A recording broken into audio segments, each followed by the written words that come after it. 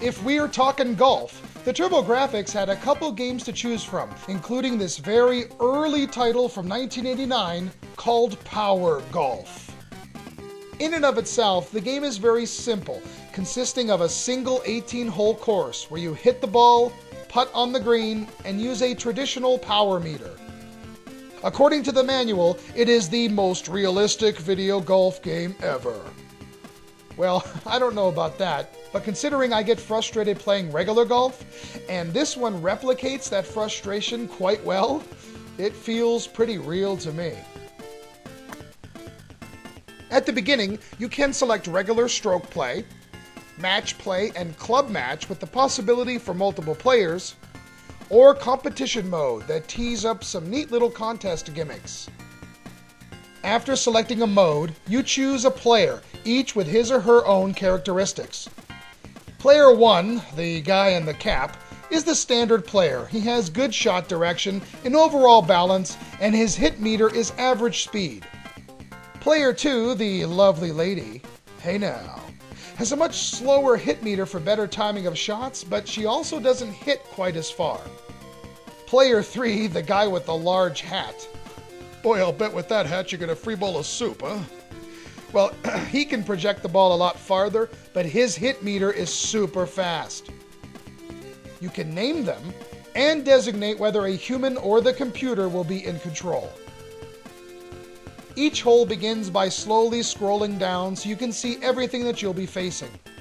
It's very typical, you know, certain number of yards to reach the hole and a bunch of obstacles in the way like water hazards, sand traps, and the ability to hit the ball out of bounds. Now, the gameplay itself, well, you can choose the direction of your shot, the club you want to use, and check out stats on the screen, such as the number of yards remaining, par score, and even the wind direction and speed, which, let me tell you, does affect the ball. Hitting button 1 will then bring up a window and the big learning curve of Power Golf. You see, the swing meter thingy is a bit of a pain here, and while we've seen them in other golf games, this one is quite difficult to time just right. The first button tap starts the arrow moving, the second dictates the striking force, and the third swings. Wherever the arrow lands, either to the left or right of that red area, will determine whether or not it has a curve as it leaves the club. It took me quite a few tries to figure out what to do here. But honestly, once I got the hang of it, it wasn't too bad. I know a lot of people hate the control on this game, and I can't honestly argue with them. There are moments you will mistime a shot, and the ball will arc whether you want it to or not. When the ball reaches the green, the screen zooms in. The slope of the green is indicated by the direction of the arrows. Oh yeah, speaking of frustrating, this part kills me sometimes also, oh.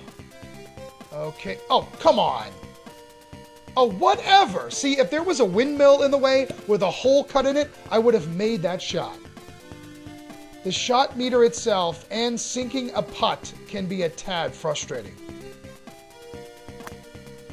While very basic, the graphics are pretty decent. There is some good detail and color.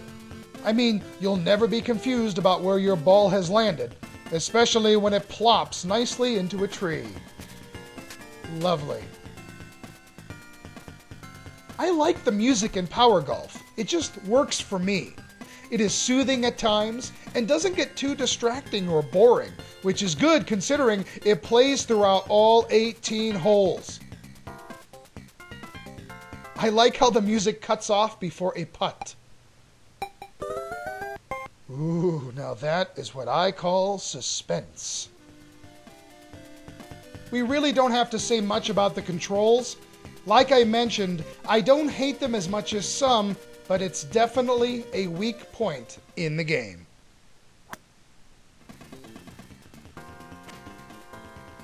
The timing of the shot itself is tricky, so practicing and choosing the person you're most comfortable with is the key.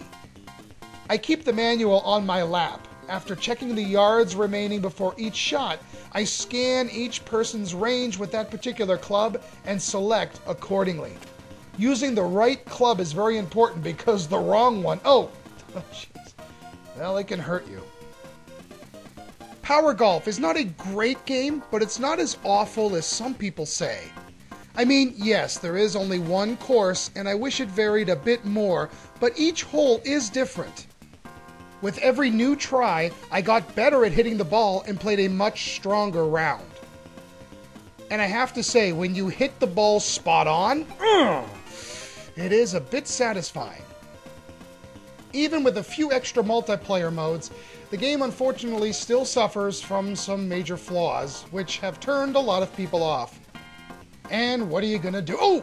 Oh, you know, you little...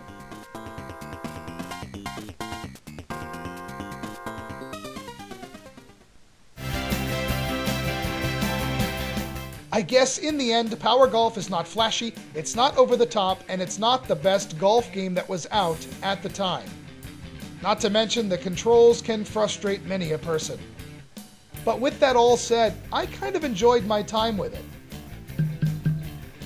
So, Power Golf will either leave you a tad satisfied or a tad frustrated.